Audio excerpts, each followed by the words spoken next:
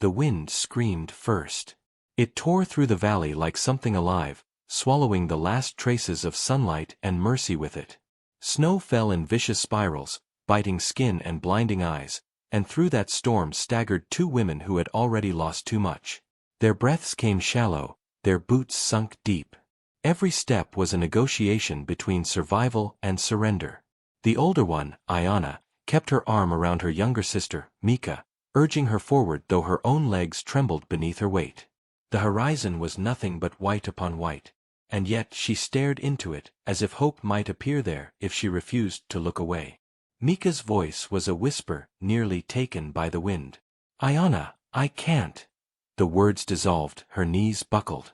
Ayana caught her before she fell fully, both sinking into the snow. For a moment they stayed there, two small figures in a land that did not care if they lived or died. The cold pressed against their bones like stone, but Ayana's resolve was fire. "We move," she murmured, lifting Mika's chin with trembling fingers. Just a little farther. Behind them, the echo of hooves. Distant but certain. The men who called themselves traders would not stop until they had what they believed was theirs. The sisters had fled before dawn, slipping through the camp while the guards still drank and laughed. They had left behind everything but the small turquoise pendant their mother once wore, a symbol of the life stolen from them. Now it beat against Ayana's chest like a second heart. Through the storm's veil, a faint orange glow blinked ahead. Not the cruel red of torches, but the warm, steady breath of a fire behind walls. A cabin, small and lonely. Salvation shaped from wood and smoke. Ayana pulled Mika upright, whispering strength into her ear. Together they stumbled toward the light until the frozen steps creaked beneath their weight. Ayana lifted her hand and knocked. Once. Twice.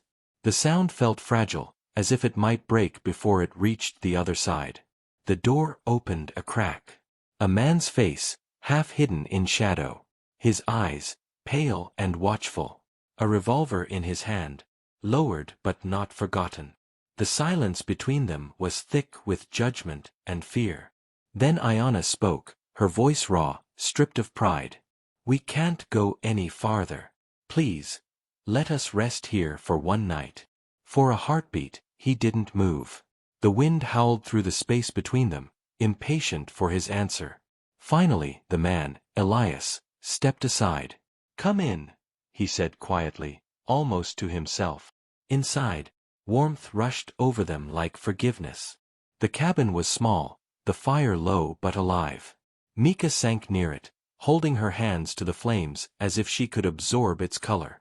Ayana stood near the doorway, her posture still guarded, her eyes on the man who had opened it. He looked older than 35, weather and regret had carved years into his skin.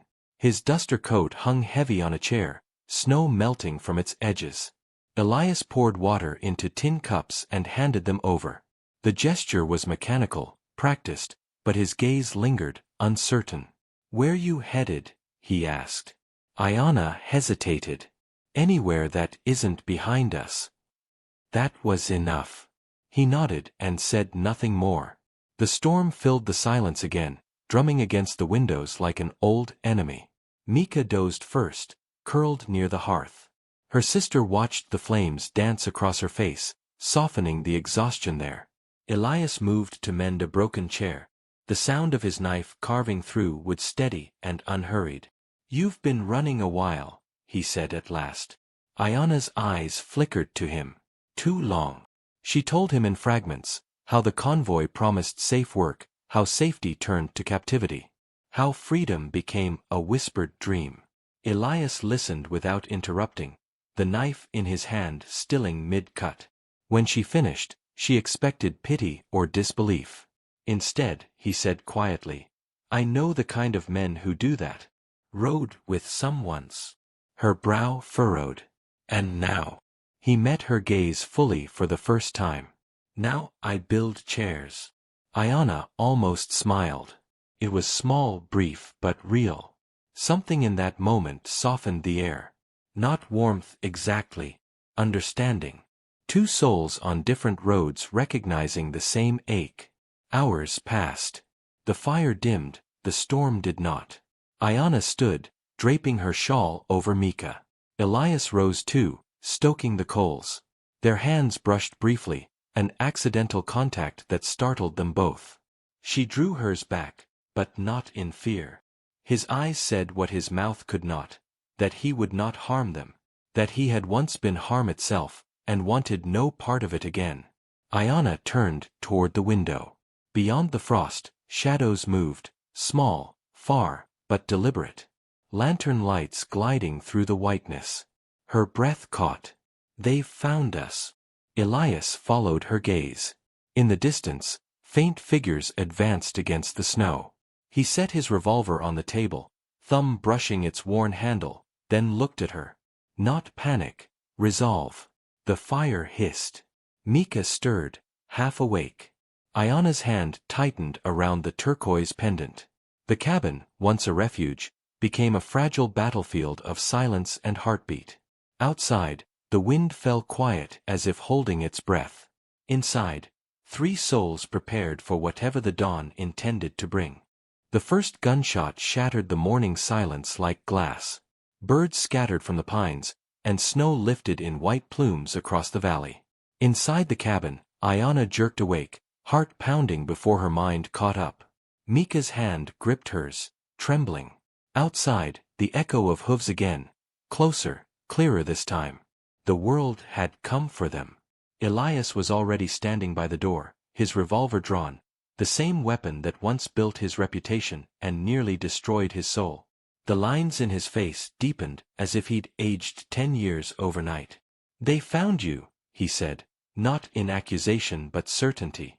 Ayanna rose, her green dress heavy with sleep and fear. "Then we stopped running," she murmured. The storm from last night had gentled, leaving the world still and deceptive in its calm. Elias pushed the door open and stepped into the cold light, boots sinking in snow. 3 riders approached from the ridge, their silhouettes sharp against the pale horizon. The man at the front, Harlan, carried himself like someone who believed the land and its people belonged to him. Elias had known that arrogance once. It had been his own reflection in another life. Harlan halted, the other 2 flanking him. His voice cut the distance. "Never thought I'd find you nursing thieves, Elias." Elias's jaw tightened. "They're not thieves. They took from me. You took more from them." Harlan smiled without humor. "You always did talk too soft for a man with a gun." He dismounted slowly, boots crunching on the ice. Ayanna stepped into the doorway, refusing to hide. Her hair glinted like onyx beneath the clouded sun, her eyes unwavering. "We owe you nothing," she said. "The world owes you nothing either." The words fell between them, fragile but deadly. Harlan's gaze flicked to Elias, almost pitying. "You were a good rider once. You knew how to survive. But you forgot what side of the fire you came from." "I remembered," Elias said quietly, raising his revolver. "Just not the way you hoped." The men behind Harlan shifted, hands near their belts. The air froze in the space between a breath and a bullet. Ayanna's heart pounded loud enough to fill her ears. She thought of her mother's pendant against her chest, the rhythm of it steady, unbroken. The same heart that had pushed her through miles of snow and nights of hunger. She whispered to Mika, "Stay behind me," though she herself refused to step back. Harlan laughed then, a sound sharp enough to wound. "You think you can save them, Elias? You can't save yourself." Elias didn't reply. The shot came from Harlan first, wild and impatient. It struck the cabin wall, sending splinters across the snow. The second came from Elias, measured and final. For a moment the world held still, caught between thunder and silence. Then Harlan fell. His horse reared and bolted, the other men scattered, fear overtaking loyalty. Only the wind dared move again. Elias stood motionless, revolver still raised, smoke curling from its barrel. The reality of what he'd done lingered heavy in the air.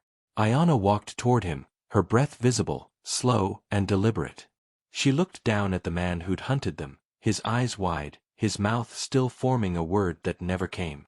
For a brief, cruel second, She saw not a monster but a broken man who had forgotten how to be human. She closed her eyes and whispered something in her native tongue, a prayer not for him, but for the world that had made both victims and hunters of them all. Elias lowered his gun. His hand shook as if his body had only now realized the weight of mercy disguised as violence. Ayanna turned to him. "You didn't have to." "I did," he said, voice cracked but certain. "You were right. We stopped running." Mika stepped out, her face pale, her innocence wounded but intact. The three of them stood in the snow as the storm's quiet wrapped around them. Somewhere, a branch cracked under the weight of frost. Life continued, indifferent to human battles. Hours later, Harlan's men did not return. The sisters helped Elias drag the body to the edge of the clearing. They covered it with snow because burying seemed too kind, leaving him to the silence he'd tried to destroy. When it was done, Elias leaned against a tree, breath heavy. "You should go before more come." Ayanna studied him, the man who'd become both protector and penance. "And you?" "I'll stay," he said. "Someone has to keep the fire lit." She didn't argue. There was a gravity in his words she understood. She placed her pendant in his hand, closing his fingers over it. "For when you forget why you chose differently." Mika hugged him briefly, then climbed onto the horse Elias had saddled at dawn. Ayanna looked back once. Elias stood where they'd left him, a black figure against the white expanse, the pendant glinting in his palm. They rode into the horizon where the sky bled pale gold. For the first time, Ayanna felt no eyes on her back, no breath of pursuit. Only the ache of farewell. She glanced at Mika and smiled. "We're free," she said softly.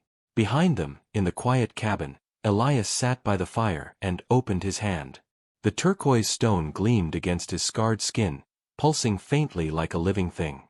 Outside, the wind carried faint echoes, hooves, whispers or memory, he couldn't tell.